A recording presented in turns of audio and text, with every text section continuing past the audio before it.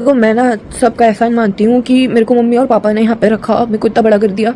पर एक चीज़ बोलूँ तो भाई मेरा अटैचमेंट भाभी से भी है, मैं उनको भी प्यार करती हूँ क्योंकि भैया के जाने के बाद मैंने उनकी भी हालत देखी है, उनको रोते हुए और बाकी सारी चीज़ें, उनकी बीमारी जो भी। तो एक मेरा अटैचमेंट है, तो मैं नहीं चाहती कि यार मेरी वजह से कि मेरे पे बार बार वो चीज़ रख दी जाए कि मेरे को बार बार बीच में पीसा जाए, मेरे को बोला जाए कि तेरी वजह से लड़ाई हो रही है, तू इतना सपोर्ट कर रही है, इस वजह से वो इतना वो कर पा रही है। तो मेरे को वो चीज़ बार बार नहीं लेनी बढ़िया है कि मैं मेरे मम्मी पापा के पास रह लूँगी, वो भी दुखी रहते हैं और मेरे को पता है चीज़ें थोड़ी टफ होंगी और लाइफ वैसे भी ईजी नहीं होती और ना ईजी है। तो जो भी होगा आगे ठीक ही होगा, जो भी होगा। और मेरे को पता है मैं भी नहीं रह पाऊंगी भाभी के बिना, हमारे दोनों की ये चीज़ टफ रहेगी क्योंकि सच में हमारा जो बॉन्ड है ना और कनेक्शन है वो सच में बहुत डीप है, उसको एक्सप्लेन नहीं कर सकते। पर लेकिन भाभी इतना जो सह रही थी और रुकी हुई थी वो मेरी वजह से रुकी हुई थी और मैंने भी अब उनको फ्री कर दिया कि अब आपको जो करना है आप करो, आई एम ऑल्सो फ्री, आप भी फ्री। क्योंकि मैं छोटी सी थी तब से वो मेरे साथ मतलब मैं ज़्यादा भी मतलब 6 या 7 ईयर्स की थी तब वो उनको मिली थी मैं, और वो मेरे को बिल्कुल अपने बच्चे की तरह ट्रीट करती थी। वो मेरे को लंच बनाती थी, नहला के लाती थी और ड्रेसअप करती थी मेरे को। तो बहुत ऐसा होता है ना कि अपने डॉल को कर रहे हो, तो उस टाइप से करती थी बिल्कुल अपने बच्चे की तरह। तो हे गाइस, मैं मेरे मम्मी पापा के पास वापस आ गई हूँ और मैं एक चीज़ कहना चाहूँगा, इसमें किसी का भी कोई वो नहीं है दोष भाई। जितने भी मेरे अब व्लॉग्स आएंगे वो यहाँ के आएंगे और मैं यहीं से मेरी व्लॉगिंग का करूँगी। इस चैनल को भी व्लॉगिंग का कर दिया है मैंने, और हॉल वीडियोज़ वगैरह और फैशन वीडियोज़ हैं वो थोड़ी कम आया करेंगी।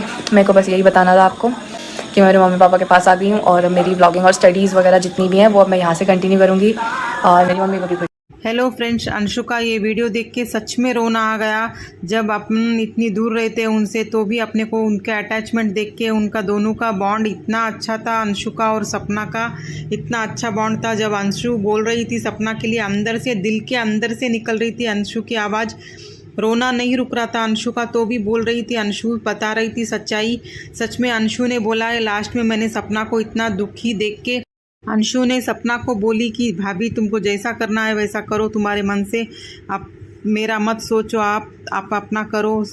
सच में ये दोनों की सब हर दुख में अंशु साथ देती थी सपना का। राजवीर जी और सूरज जी जाने के बाद, पहले राजवीर जी थे तो राजवीर जी पूरा ध्यान देते थे, लेकिन राजवीर जी जाने के बाद अंशु का एक ही सहारा था सपना के पास। हर वक्त अंशु सपना की ढाल बन के खड़े रहती थी सपना के सपोर्ट में। सपना की तबीयत खराब हुई तो अंशु पूरा ध्यान देती सपना, लेकिन कुछ लोगों ने बहुत ज़्यादा उनके बीच में दरार डालने की कुछ लोगों को सहन नहीं हुआ।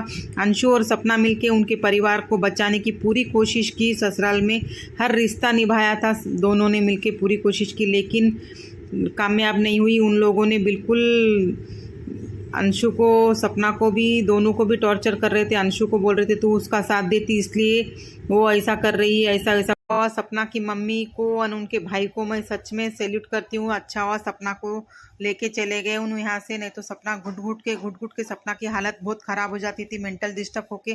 कल को कुछ हो गया तो क्या करते थे। सपना का और अंशु का इतना अच्छा बॉन्ड था।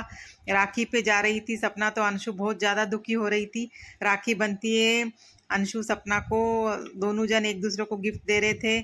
सच में इन दोनों का ऐसा बॉन्ड देख के सच्ची नज़र लग गई। किसकी नज़र लग गई समझ में नहीं आ रहा। मैं चाहती हूँ कि सपना के बच्चे, सपना और सब अंशु सब मज़े में रहे अपनी लाइफ में। Thank you watching my videos friends.